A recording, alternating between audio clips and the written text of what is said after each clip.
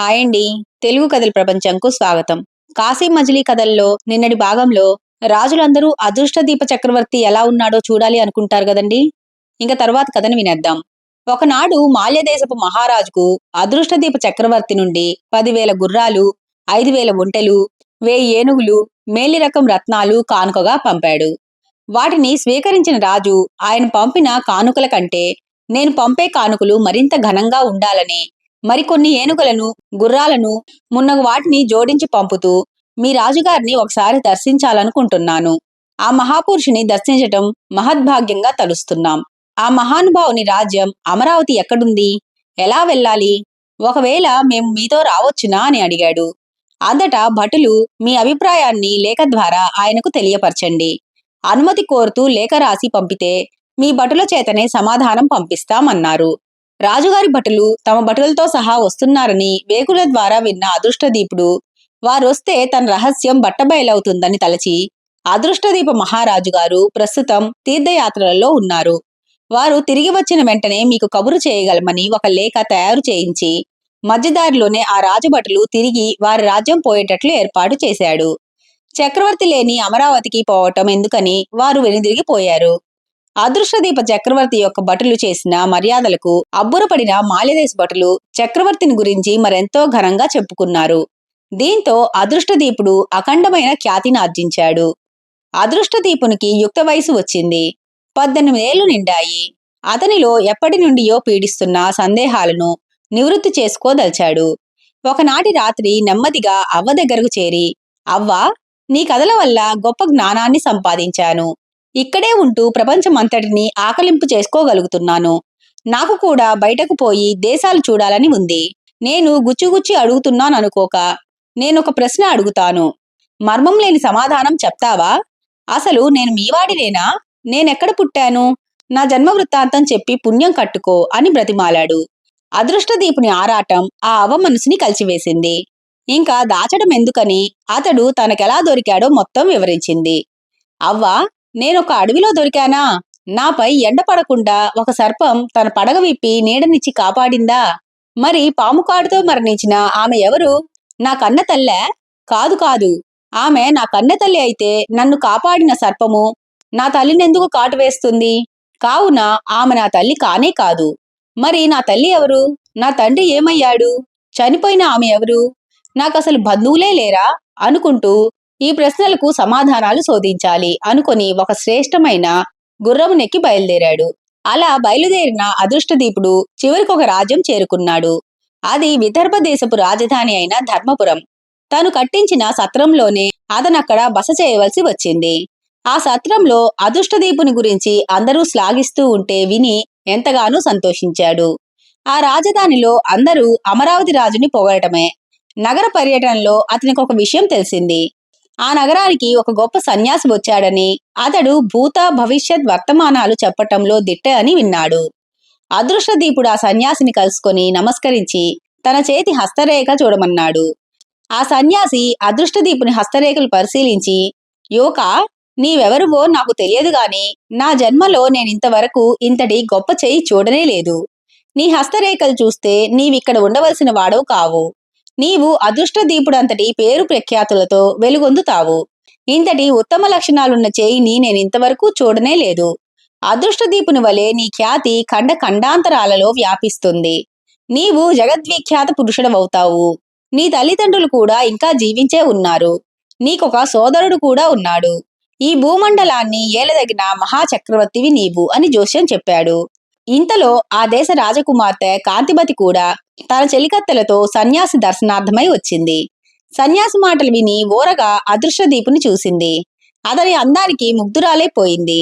ఇది చెలికత్తె గమనించింది. రాకుమార్తె కాంతిమతి కథ. రాకుమార్తె కాంతిమతి యొక్క అభిప్రాయాన్ని తెలుసుకున్న చెలికత్తె రహస్యంగా అదృష్టదీపుని వెంటాడింది. అతని అందచందాలను గుణగుణాలను తెలుసుకుంది. కాంతిమతికి తగినవాడని నిర్ధారించుకుంది. తిరిగి వచ్చి రాజకుమారి, అతడెంత అందముగా ఉన్నాడనుకున్నావు? చంద్రబింబం లాంటి ఆయన ముఖవర్చస్సును ఎంతసేపు చూసినా తనివి తీరదమ్మా. పైగా సుగుణ సంపన్నుడు, దయాదాక్షిణ్యాలు కలిగిన ధర్మప్రభువు. అతడెవరో కాని జగదేక వీరుడై ఉండాలి. అతను మారువేషంలో తిరుగుతున్న ప్రఖ్యాత పురుషుడేనమ్మా అని చెప్పింది. కాంతిమతికి అతన్ని చూడాలనే ఉబలాటం పెరిగి, అతన్నెలాగైనా నాకు చూపవే, కనీసం అతని చిత్తరువునన్నా చూపెట్టవే అంది. అంతటా చెలికత్తె, ఉండమ్మా, అతని చిత్రాన్నైనా చిత్రించి తీసుకువస్తానని చెప్పి అదృష్టదీపుని ఎట్లాగో ఒప్పించి అతని చిత్తరువును గీసి తెచ్చి కాంతిమతికి చూపించింది. కాంతిమతి అతని సౌందర్యానికి అచ్చెరు పొందింది. ఇంతటి జగదేక సౌందర్యవంతుడా అనుకుంది. ఇంతలో చెలికత్తె, రాజకుమారి, సందేహం వలదు, అంతటి సౌందర్యవంతుడున్నాడు, నీకాతన్ని చూపించే అవకాశం కల్పిస్తాను అంటూ అక్కడి నుండి నిష్క్రమించింది. చెలికత్తె సరాసరి అదృష్టదీపుని వద్దకు పోయి, ఓ సుందరాంగా, నీ చిత్తరువును మా రాజకుమార్తె చూసి ఇంతటి సుందరాంగుడుండడని నాతో పందెం కాసింది. నేనుంటాడని, ఇప్పుడే తీసుకువచ్చి చూపుతానని 10,000 వరహాలు పందెం కాశాను. కావున నా యందు దయవుంచి మీరొక మారు వస్తే ఆమెకు కనపడితే నేను 10,000 వరహాలు పందెం గెలుస్తాను. ఆ 10,000 వరహాలు మీరిచ్చినట్లే స్వీకరిస్తాను అంటూ రాజకుమార్తె చిత్తరువును కూడా తెచ్చి అదృష్టదీపునికి చూపింది. కాంతిమతి సౌందర్యానికి అదృష్టదీపుడు ముగ్ధుడైపోయాడు. చెలికత్తె వారిరువురూ కలుసుకునేందుకు అవకాశాలు కల్పించసాగింది. కాంతిమతి అదృష్టదీపులు ఒకరినొకరు గాఢంగా ప్రేమించుకొని గాంధర్వ వివాహం చేసుకున్నారు. విదర్భదేశ రాజుకు ఆంతరంగికుల ద్వారా ఈ విషయం తెలిసింది. కాంతిమతి, నీవు హద్దులు మీరుతున్నావు, నీవింకా అంతఃపురం విడిచి వెళ్ళరాదు అంటూ కఠిన నిబంధనలతో ఆంక్షలు విధించాడు. అప్పటికే కాంతిమతి గర్భం ధరించింది. తన ప్రియురాల్ని కలుసుకునే వీలులేక అదృష్టదీపుడు ఒక లేఖ ద్వారా కాంతిమతికి వార్త పంపాడు. ఆ లేఖలో, ప్రియా, నేనొక అత్యవసరం పని మీద దేశాడనకు పోవుచున్నాను. తిరిగి వచ్చిన తర్వాత నిన్ను తప్పక కలుస్తాను. నా అర్ధాంగిగా స్వీకరిస్తాను. నా వివరాలు తెలుపటకు ఇది సమయం కాదు. తగిన సమయంలో నా గురించి వెల్లడిస్తాను. తొందరలోనే వస్తాను. ఇట్లు అదృష్టదీప మహారాజు. కాంతిమతి ఆనందానికి అవధులు లేకుండా పోయింది. అదృష్టదీపుడంతటి వాడే తన భర్త అయినందుకు సంతోషంతో ఉబ్బితబ్బిబ్బయింది. చెలికత్తెను తీసుకుని తల్లిదండ్రుల వద్దకు వెళ్లి విషయం చెప్పి లేఖను చూపించింది. అదృష్టదీపుడు అల్లుడవుతున్నందుకు రాజు రాణి ఎంతగానో మురిసిపోయారు. అదృష్టదీపుని వెతకడానికి వెంటనే తన అనుచరులను పంపించాడు. అదృష్టదీపుడు తన సోదరుణ్ణి కలుసుకొనుట. అదృష్టదీపుడు తన స్నేహితులతో కలిసి దేశాటనం చేస్తూ పుష్పగిరి అనే పట్టణాన్ని చేరాడు. అక్కడ కూడా అదృష్టదీపుని పేరు ప్రఖ్యాతులు మారుమ్రోగిపోసాగాయి. ఆ పట్టణానికి రాజవాహనుడు రాజుగా ఉంటున్నాడు. ఒకనాడు అదృష్టదీపుడు సత్రపు అరుగు మీద కూర్చొని ఉండగా ఒక బ్రాహ్మణుడు వచ్చి తదేకంగా చూడసాగాడు. తననే పదే పదే చూస్తున్న ఆ బ్రాహ్మణునితో, అయ్యా, మీరెవరు? అలా పదే పదే నన్నెందుకు చూస్తున్నారు? ఇంతకు ముందెప్పుడైనా నన్ను చూశారా? ఏమిటి విశేషం అని అదృష్టదీపుడు అడిగాడు. అయ్యా, నేను మాలవదేశ మహారాజు గారి పురోహితుణ్ణి. మాది కోసాంబ నగరం. మా రాజు పేరు ధర్మపాలుడు. నన్ను విష్ణు శర్మ అంటారులేండి. కొన్నాళ్ల క్రితం మా రాజ్యాన్ని శత్రురాజులు ముట్టడించి వశపరుచుకున్నారు. నన్ను బ్రాహ్మణుడని దిక్కులేని వాడని అనుకుని దేశం నుండి తరిమేశారు. పెద్ద సంసారి వాడను, దేశాటనం చేస్తూ కుటుంబ పోషణ గావిస్తున్నాను. అదృష్టదీపుని పేరు ప్రఖ్యాతులు విని ఆయన దర్శనం చేసుకుని నా దారిద్ర్యాన్ని బాపుకోవాలని పయనమయ్యాను. అదృష్టదీపుడు తన వద్దనున్న కొన్ని వరహాలనిచ్చి, అయ్యా, మీ రాజుగారిని ఓడించిన శత్రురాజు పేరేమిటి? మీ రాజు ధర్మప్రభువుకు భార్యాపుత్రులున్నారా? వాళ్ళేమయ్యారు అని ఆత్రంగా అడిగాడు. అంతటా ఆ బ్రాహ్మణుడు, ఏమని చెప్పను బాబు, మా రాజుగారిని ఓడించిన శత్రురాజు చోళదేశ ప్రభువట. మా మంత్రి చేసిన దుర్మార్గపు పన్నాగం వలన మా రాజు ఓడిపోయాడు. లేకుంటే మా రాజుగారిని ఓడించే వీరుడున్నాడా? మా రాజు భార్య సునంద పిల్లవాన్నెత్తుకుని దాదీతో కలిసి అంతఃపుర రహస్య మార్గం గుండా ఎక్కడికో పారిపోయింది. నాటి నుండి ఆమె ఏమైందో, ఆ బాలుడెలా ఉన్నాడో వారి జాడ ఏమియో తెలియలేదు. అదృష్టదీపుడు కావలసిన వివరాలన్నీ ఒక చీటిపై రాసుకున్నాడు. తన గదిలోనికి చేరుకున్న అదృష్టదీపునికి మరొక ముఖ్యమైన వార్త తెలిసింది. అదేమిటంటే, ఆ దేశ రాజకుమార్తె అయిన ప్రియంవద కొన్ని చిక్కు ప్రశ్నలు వేస్తుందని, సమాధానం చెప్పలేని వారిని ఉరితీయిస్తుందని. హరిదత్తుడనే బ్రాహ్మణ యువకుడు సమాధానం చెప్పలేక ఉరికంబం ఎక్కుతున్నాడని తెలిసింది. ఆ బ్రాహ్మణ యువకుడైన హరిదత్తునిలో అదృష్టదీపుని పోలికలు చాలా ఉన్నాయని విన్నాడు. అదృష్టదీపుడు వెంటనే రాజసభకు వెళ్లి, నేను మిత్రగుప్తుడను, నాది కాశీదేశం. రాజకుమారి అడిగే చిక్కు ప్రశ్నలకు నేను జవాబు చెబుతాను. నాకొక 6 నెలలు గడువు ఇప్పించండి. ఆ బ్రాహ్మణ యువకుడిని ఉరిబారి నుండి తప్పించండి అని కోరాడు. 6 నెలల్లో మా రాజకుమార్తె అడిగిన ప్రశ్నలకు జవాబు చెప్పలేకపోయావో నీతో పాటు హరిదత్తుడు కూడా ఉరితీయబడతాడు. అంగీకారమేనా అని అడిగాడు రాజు. సరేనని అంగీకరించాడు అదృష్టదీపుడు. హరిదత్తుని జైల్లో పడవేశారు. రాకుమారి అడిగిన ప్రశ్నలకు జవాబు చెప్పటం కోసం అన్వేషణ ప్రారంభించాడు అదృష్టదీపుడు. ఇంతలో హరిదత్తుడు జైలు నుంచి పారిపోయాడు. పారిపోయిన హరిదత్తుడు కాంతిమతి తండ్రి పంపిన చారులకు చిక్కాడు. హరిదత్తుడు ముమ్మూర్తుల అదృష్టదీపుని పోలికలతో ఉండటం అందరూ హరిదత్తుని అదృష్టదీపునిగానే భావించసాగారు. కాంతిమతి కూడా అతడే తన భర్త అనుకొని, చూసిత్రా మన బాలుని, వీడు అచ్చం తన తండ్రిని పోలి ఉన్నాడు. వీరికి జాతక కర్మాదులు చేయాలని రాజుగారు చూస్తున్నారు. తాను అదృష్టదీపుడను కాను అని హరిదత్తుడు ఎంత మొత్తుకున్నా ఎవరూ వినటం లేదు. పైగా మతి భ్రమించిందేమోననుకోసాగారు. అక్కడ అదృష్టదీపుడు ప్రియంవద అడిగిన చిక్కు ప్రశ్నలకు అతి ప్రయాసతో సమాధానాలు కనుగొని వస్తూ ఉంటే జైల్లో నుండి పారిపోయిన హరిదత్తుడు అతనేనని, హరిదత్తుని పోలికలతోనూ అదృష్టదీపుని బంధించి రాజాస్థానానికి తీసుకుని పోయారు. నేను హరిదత్తుణ్ణి కాదని మిత్రగుప్తుడు ఎంత మొత్తుకున్నా ఎవరూ వినలేదు. జైల్లో నుండి పారిపోయినందుకు రాజుకు కోపం వచ్చి ఈతన్ని ఉరితీయండి అని ఆజ్ఞాపించాడు. వెంటనే మిత్రగుప్తుడు మీ కుమార్తె అడిగిన ప్రశ్నలకు జవాబు చెబుతానన్నాడు. అంతటా రాజకుమారి ఆనాడు నా ప్రశ్నలకు జవాబు చెప్పలేక ఉరిశిక్షకు గురైన వీనికింతలో ఎలా తెలుస్తుంది? కావున ఒక కాగితంపై రాసిమ్మని ఆజ్ఞాపించింది. అంతటా మిత్రగుప్తుడు కాగితంపై సరైన సమాధానాలు రాసి ప్రియంవదకు పంపాడు.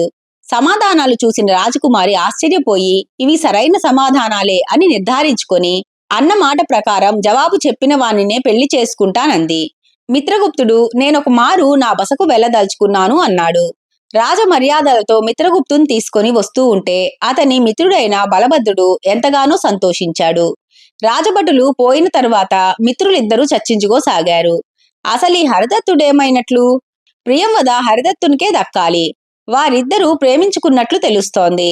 వీళ్ళేమో నన్ను హరిదత్తుడిగా భావిస్తున్నారు. ఇట్లా అనుకుంటూ ఎలాగైనా హరిదత్తుని వెతికి తీసుకురావాలని నిర్ణయించుకొని మిత్రులిద్దరూ చెరోవైపు బయలుదేరారు. మిత్రుడైన బలభద్రునకు మార్గమధ్యంలో ఒక సత్రంలో ఇరువురు బ్రాహ్మణులు మాట్లాడుకోవటం వినిపించింది. కాంతిమతి బిడ్డకు జాతక కర్మాదులు చేయ సంకల్పించారని ఆ ఉత్సవమునకు పోయి సంభావనలు తెచ్చుకోవాలని అనుకుంటున్నారు. ఒకటవ బ్రాహ్మణుడు మరి ఆ మహోత్సవానికి ఏదో ఆటంకం వచ్చిందని విన్నాను, నిజమేనా అన్నాడు. దానికి రెండవ బ్రాహ్మణుడు నిజమే, ఆ వచ్చినవాడు నేనీ శిశువుకు తండ్రిని కాను అంటున్నాడట.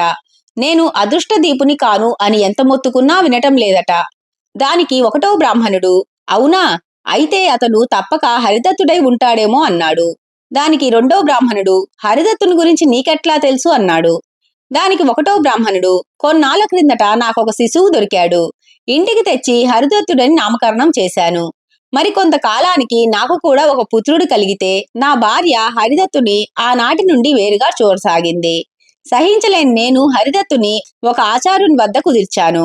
అక్కడి నుండి హరిదత్తుడు కొంతకాలానికి ఎటో వెళ్లిపోయాడట. దానికి రెండో బ్రాహ్మణుడు మరి మీరిప్పుడు అతన్ని గుర్తుపట్టగలరా అన్నాడు. దానికి ఒకటో బ్రాహ్మణుడు ఏమో, హరిదత్తుడు కూడా రాజకుమారుడే అయి ఉండవచ్చు. లేనిచో అదృష్టదీపునికి హరిదత్తునికి ఒకే పోలికలుండటమేమిటి? వారిద్దరూ అన్నదమ్ములై కూడా ఉండవచ్చు అన్నాడు. ఈ సంభాషణ విన్న బలభద్రునికి వారిద్దరూ సోదరులేమోననే అనుమానం వచ్చింది. సన్యాసి చెప్పినది నిజమవుతున్నదేమో అనుకున్నాడు.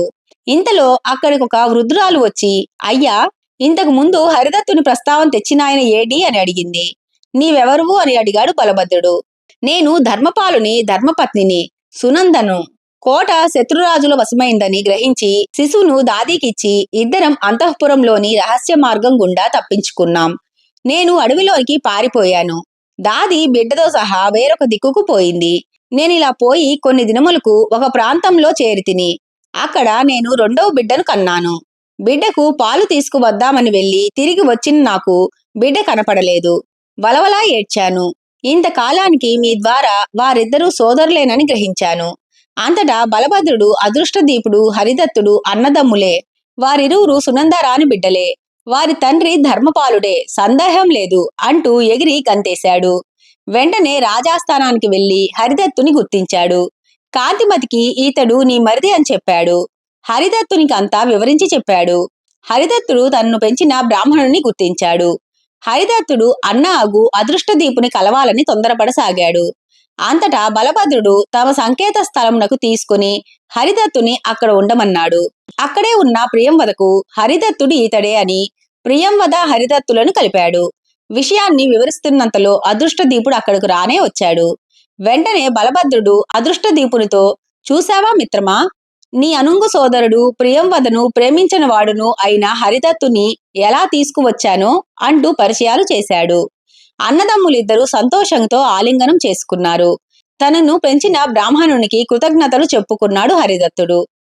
ఇంకా మనం మన తల్లిదండ్రులను అన్వేషించాలి పద అన్నాడు. అదృష్టదీపుడు, ఆ శ్రమ అక్కర్లేదు, ఇదిగో ఈ వృద్ధురాలే మీ తల్లి సునందారాణి అంటూ బలభద్రుడు పరిచయం చేశాడు. అయితే ఇక మిగిలినది ఒక్కటే, మన తండ్రి గారైన ధర్మపాలుని విడిపించడమే అన్నారు అన్నదమ్ములిద్దరూ. ఇరువురి మామగార్ల సైన్య సహాయంతో చోళదేశపు శత్రురాజును ఓడించి తండ్రిని చెర నుండి విడిపించగలిగారు. వృద్ధులైన ధర్మపాల సునందలు రాజ్యాన్ని కొడుకులకు అప్పగించి విశ్రాంతి తీసుకోసాగారు. అదృష్టదీపుడు రాజుగాను హరిదత్తుడు మంత్రిగాను ఉండి చిరకాలం రాజ్యాన్ని సుభిక్షంగా పరిపాలించారు. అదృష్టదీపుడు తన రహస్య జీవితం నుండి వెలుగులోనికి వచ్చాడు. కాంతిమతి అదృష్టదీపులకు ప్రియంవద హరిదత్తులకు రంగరంగ వైభవంగా వివాహం జరిగింది. దేశం నలుదిక్కుల నుండి రాజులు ఏతెంచి ఆశీస్సులను అందించారు. ఇలా గురు శిష్యులు కథలు చెప్పుకుంటూ కాశీకి సురక్షితంగా చేరారు. ఇంతటితో కథ కంచికి మనం ఇంటికి. ఈ కథ కనుక మీకు నచ్చినట్లయితే లైక్ చేసి, షేర్ చేసి, కామెంట్ చేసి మన ఛానల్కి సపోర్ట్ చేసేయండి ఫ్రెండ్స్. ఇక ఉంటానండి. By by.